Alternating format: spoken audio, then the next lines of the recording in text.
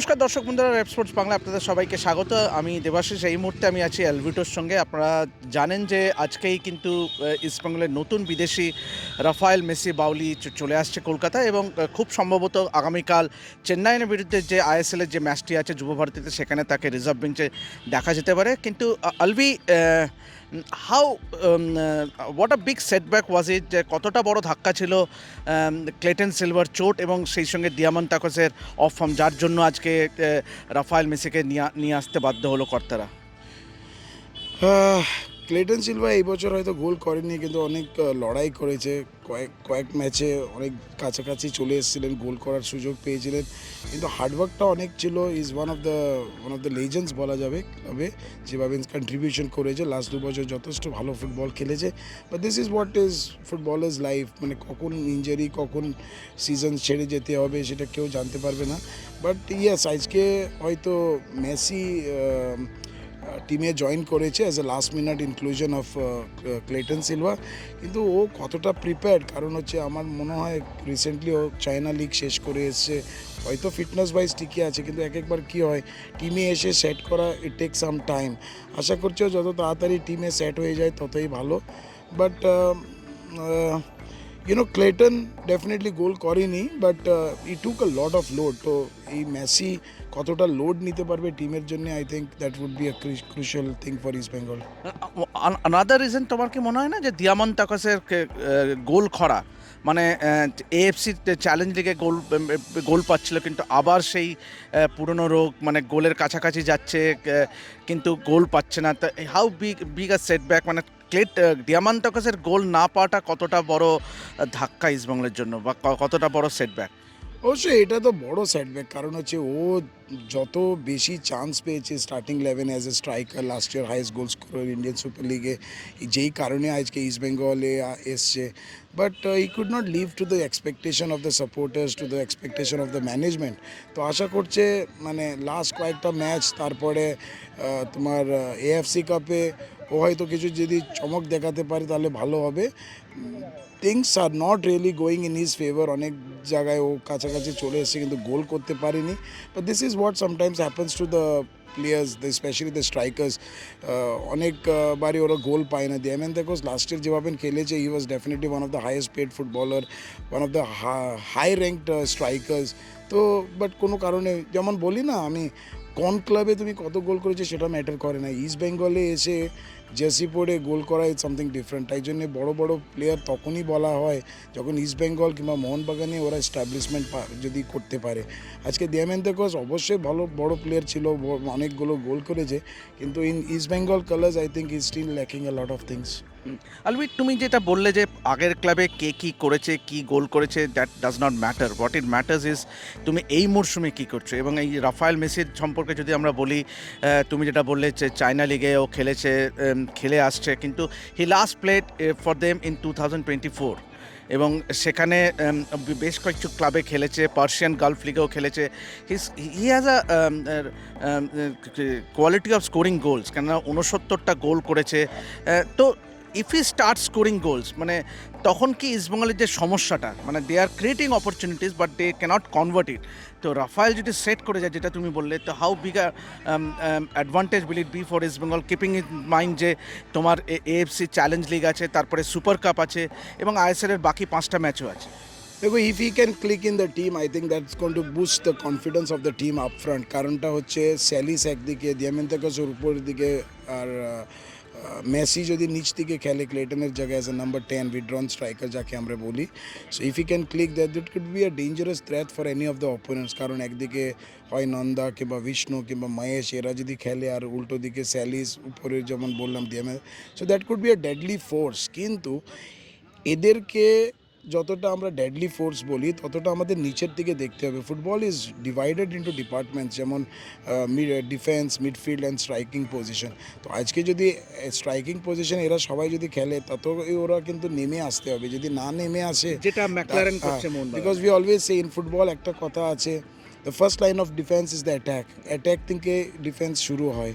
তো দিয়ামেন্তা কস কিংবা মেসি কিংবা স্যালিস এরা যদি নিজেরা কাজ যদি ঠিক রকম যদি না করে, তাহলে ওই প্রেশার কিন্তু স্বাভাবিক কিংবা জিকসন কিংবা ডিফেন্সরা যারা যারা আছে ওদের উপরে পড়বে।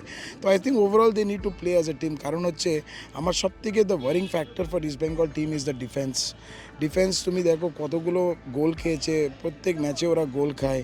So this is something where East Bengal is lacking a লট।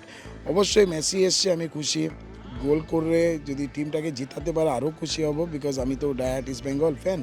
তো বাট আমার মনে হয় they need to work out something on the defence as well. Defence যত তাড়াতাড়ি কাউকে যদি এনে সেট করতে পারে, I think that would boost really East Bengal confidence. তুমি ডিফেন্সের কথা বললে, তো ওয়াজ ইট নট ভালো হতো যে যদি কোনো ডিফেন্ডারকে যদি আনতো, কেননা হিজাজি মাহের ছিটকে গেছে চোটের জন্য, he is out of the season. সেক্ষেত্রে আনোয়ারও ইউ নেভার নো যে ও কবে আবার রিহ্যাব করে আবার কবে মাঠে ফিরবে।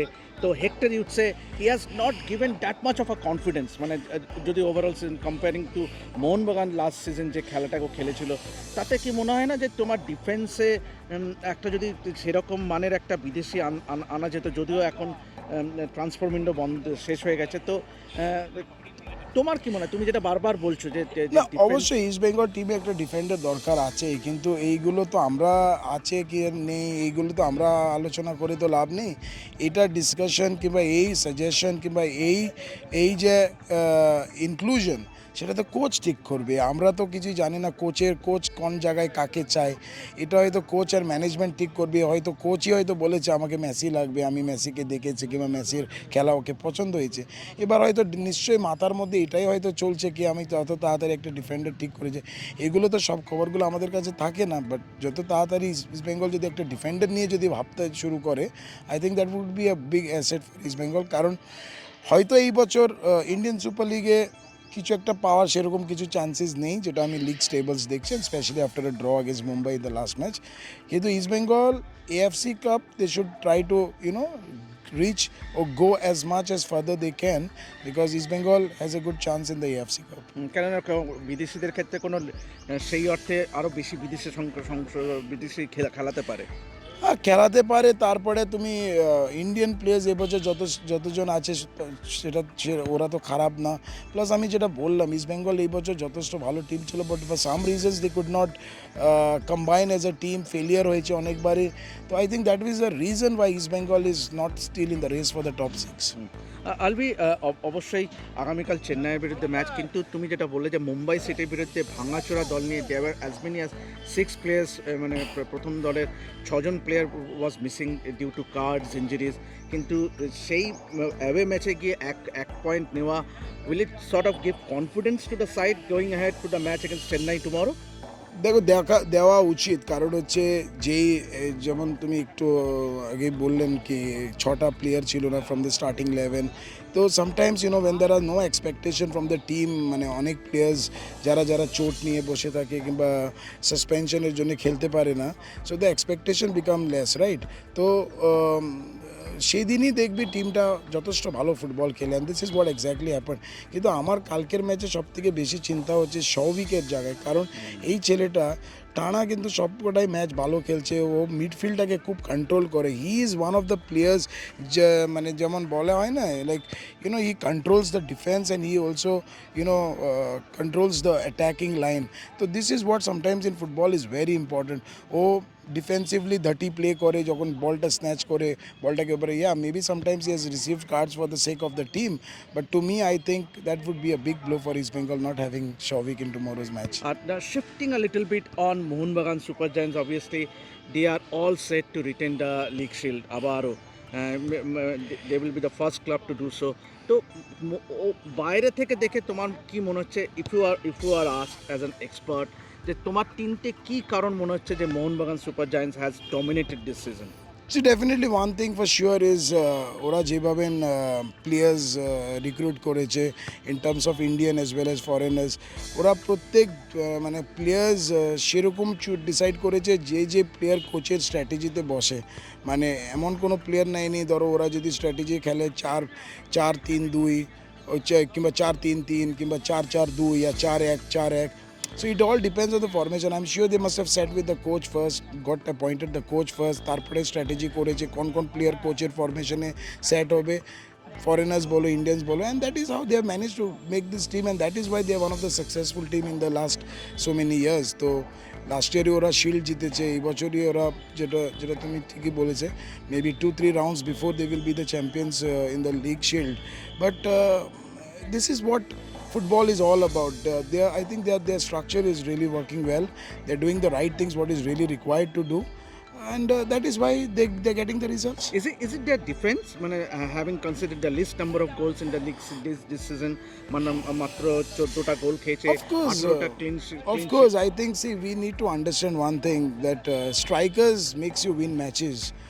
Clean sheets, defending makes you win tournaments. So I think this is why they are one of the successful team, not conceding too many goals, and that is because they have the strength upright. So যদি যত goals কম concede করবে কিংবা যত ম্যাচে ওরা goals concede করবে না, ততবারই ওরা দেখবে মানে এন্ডের দিকে ওরা গোল করে করে আসবে।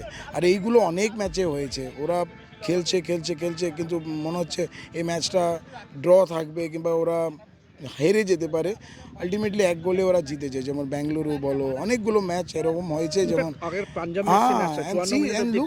Look at the clean sheets they have managed to keep. আমার মনে হয় ফুটবলে এটাই main important. And lastly, Alvi, if you were to pick one particular player in this Mohun Bagan Super Giant side, who has been instrumental in helping this team achieve the success they have so far in this season, তো তুমি কাকে বলবে?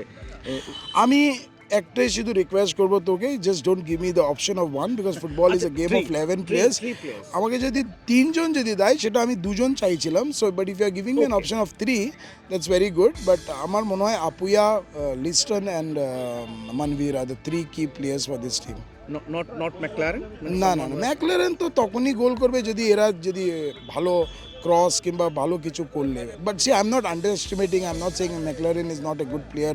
আমাকে যদি overall যদি consistency যদি বলা যায় কিংবা ওভারঅল ফুটবল যদি আমি দেখতে যাই, if this 2 players don't play well, মোহনবাগানের পারফরমেন্স সেরকম খুব একটা ভালো হয় না। So I think they are the 2 key players along with Apuia, who does all the dirty work again in the midfield. যেমন আমি শৌভিককে নিয়ে কথা বলছিলাম, আপুয়া খুব একটা চোখে পড়ে না, but he is man who runs everywhere, is all over the field.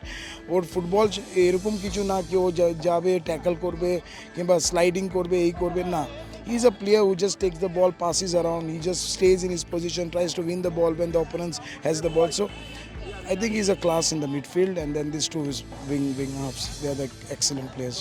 তো আলভিটার মতে আপুয়া অবদান সবচেয়ে অনস্বীকার্য, এবং যেভাবে ও ডমিনেট করেছে মিডফিল্ডে, তাতে মোহনবাগানের এবারে এ মরশুমের সাফল্য কিন্তু অনেকটাই শ্রেয় দিতে চান আপুয়াকে এবং সেই সঙ্গে মনবীর এবং লিস্টনকে। তো আশা করব যে Mohun Bagan super giants go on to win the league shield, written the league shield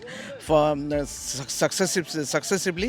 তো এভাবেই দেখতে থাকুন রেড স্পোর্টস বাংলা, এবং যাবতীয় ফুটবলের আপডেট পেতে গেলে চোখ রাখুন রেড স্পোর্টস বাংলার পর্দায়। আমি দেবাশিস আপাতত সাইন অফ করছি, ধন্যবাদ।